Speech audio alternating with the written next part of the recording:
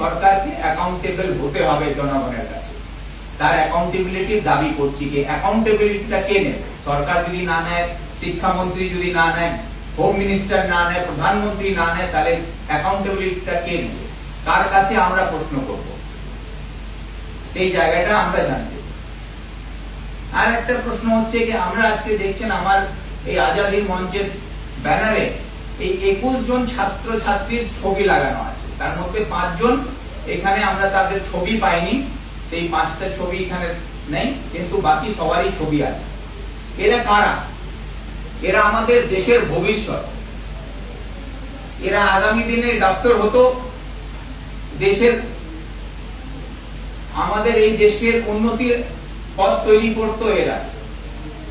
এদেরকে যেভাবে আজকে আত্মঘাতী হয়ে আত্মহত্যা করতে বাধ্য করেছে, সেই জন্য আমরা বলেছি এরা কেউ আত্মহত্যা করেনি, এদেরকে সিস্টেম মেরেছে। এদেরকে আমাদের দেশের শিক্ষা ব্যবস্থা, আমাদের দেশের সিস্টেম এদেরকে হত্যা করেছে। তার জন্য সিস্টেমকে এদের দায়ী নিতে হবে এবং প্রত্যেক ছাত্রী যারা মারা গেছেন তাদের পরিবারকে 1 কোটি টাকা করে ক্ষতিপূরণ দিতে হবে। এই দাবিটা আমরা রাখছি। আর একটা কথা বলতে যেত, আমরা পশ্চিমবাংলাতে থাকি এবং গতকালকে যে ছাত্রদের এত বড় সমাবেশ মিছিল, যেটা পশ্চিমবাংলার ইতিহাসে হয়তো এত বড় ছাত্র আন্দোলন কলকাতা শহরে এর আগে হয়েছে কিনা আমার জানা নেই, কিন্তু সেই আন্দোলনে সমস্ত বিশ্ববিদ্যালয়ের ছাত্র ছাত্রীরা ছিলেন, তাদের অভিভাবকরা ছিলেন, তার সঙ্গে তাদের শিক্ষক প্রফেসররা ছিলেন। আমি নিজে দেখেছি, আমার সঙ্গে 3-4 জন প্রফেসরের সঙ্গে দেখা হলো। কিন্তু দুর্ভাগ্য আজকে আমাদের রাজ্যের মুখ্যমন্ত্রী যেভাবে মন্তব্য করেছেন, আমি সেই আমাদের রাজ্যের মুখ্যমন্ত্রী শ্রী শুভেন্দু অধিকারী মহাশয়কে বলতে চাই, কিছুদিন আগে আমরা দেখেছি যে আমাদের দেশের প্রধানমন্ত্রী বলেছিলেন যে পোশাক দেখে বোঝা যায় কে কোন ধর্মের মানুষ আছে।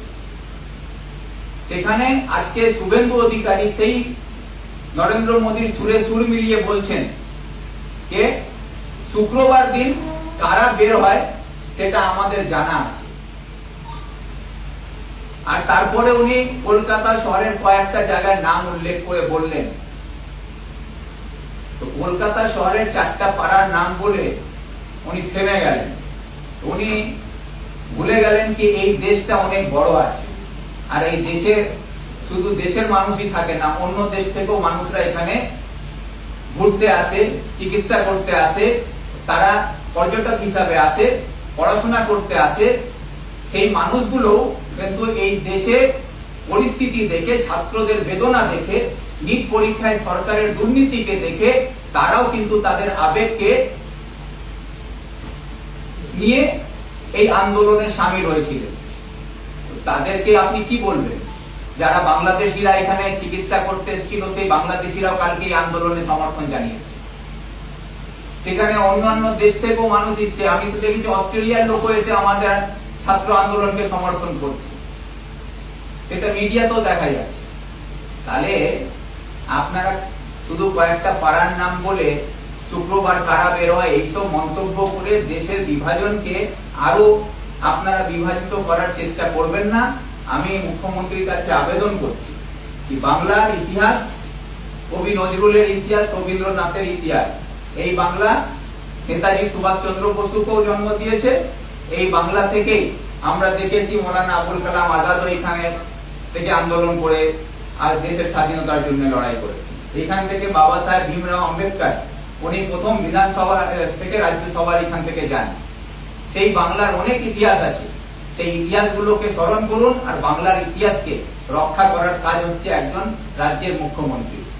আমাদের বাংলার ইতিহাসকে রক্ষা করে যে পরিবেশে আমরা বড় হয়েছি, সেই পরিবেশটা যাতে বজায় থাকে, আমরা সবাই একসঙ্গে শান্তিতে থাকতে পারি, সেই পরিবেশ আপনি রক্ষা করবেন, এই আবেদন আপনার কাছে রাখছি। আর পাশাপাশি আমাদের রাজ্যের বিরোধী দল নেতা পীতব্রত ভট্টাচার্য মহাশয় এই তো ব্যানার্জি ওই ভট্টাচার্য ব্যানার্জি বোধহয় একই একই তো। যাই হোক, ঋতব্রত মহাশয় আমাদের বিরোধী দল নেতা, উনি এখন রাজ্যে বিরোধী দল হিসাবে ওনার একটা দায়িত্ব কর্তব্য পড়ে এবং উনিও accountable to the West Bengal people যারা অপোজিশনে আছে। উনি অপোজিশনের ভূমিকাটা পালন করুন। ওনার কাছে আমাদের একটা প্রস্তাব, যেটা আমি আজাদী মঞ্চের পক্ষ থেকে একটা লিখিত চিঠি আমি ঋতব্রত মহাশয়ের হোয়াটসঅ্যাপে পাঠাচ্ছি এবং ওনার কাছে আবেদন রেখেছি যে আপনি বিরোধী দল নেতা হিসাবে আমাদের আজাদী মঞ্চের পক্ষ থেকে যে দাবি, যে আমাদের যে এই 21 জন ছাত্রী যারা আজকে ছাত্রছাত্রীরা যারা আজকে আমাদের মধ্যে নেই, এই সিস্টেম তাদেরকে মার্ডার করেছে, এই সিস্টেমের বিরুদ্ধে এবং ধর্মেন্দ্র প্রধানের রিজিগনেশনের দাবিতে, এবং যারা পুলিশ প্রশাসন দিল্লিতে যেভাবে আমাদের ছাত্রদের উপরে হামলা করেছে, তাদেরকে মেরেছে, তাদের উপরে প্যালেট গান চালানো হয়েছে, মেয়ের ছাত্রীদের জামা কাপড় ছিঁড়া হয়েছে, তাদেরকে যেভাবে ব্রুটালি মারা হয়েছে, তার বিরুদ্ধে সেই পুলিশগুলোকে চিহ্নিত করে তাদের বিরুদ্ধে আইনি ব্যবস্থা নেওয়া হোক, তাদেরকে সাসপেন্ড করা হোক এবং ধর্মেন্দ্র প্রধানকে রিজিগনেশনের দাবি জানিয়ে আপনি বিরোধী দল নেতা হিসাবে আপনার তরফ থেকে বিধানসভা এখন চলছে, আপনি বিধানসভায় প্রস্তাব নিয়ে আসুন এবং সেই প্রস্তাবে 1 নম্বর দাবি ধর্মেন্দ্র প্রধানের রেজিগনেশন, 2 নম্বর দাবি হচ্ছে আমাদের ছাত্রছাত্রীদের পরিবারকে ক্ষতিপূরণ হিসাবে 1 কোটি টাকা করে দেওয়া হোক, 3 নম্বর দাবি দিল্লির পুলিশ যেভাবে আমাদের ছাত্রদের উপরে হামলা করেছে সেই পুলিশদের বিরুদ্ধে আইনি ব্যবস্থা নেওয়া হোক এবং সরকার প্রধানমন্ত্রী যে দেশের প্রধান, তার নেতৃত্বে যে সরকার চলছে, সেই সরকারের নেতৃত্বে নিটের পেপার 152 বার লিক হয়েছে, এতগুলো ছাত্রছাত্রী তার জন্য সাফারার হচ্ছে, তার অভিভাবকরা সাফারার হচ্ছে, তাদের সকলের কাছে দেশের কাছে প্রধানমন্ত্রী ক্ষমা চান। এই দাবিকে সামনে রেখে আপনি বিধানসভায় একটা রেজুলেশন পাস করার ব্যবস্থা করুন, সেই দাবি আপনার কাছে আমরা রাখছি। ধন্যবাদ।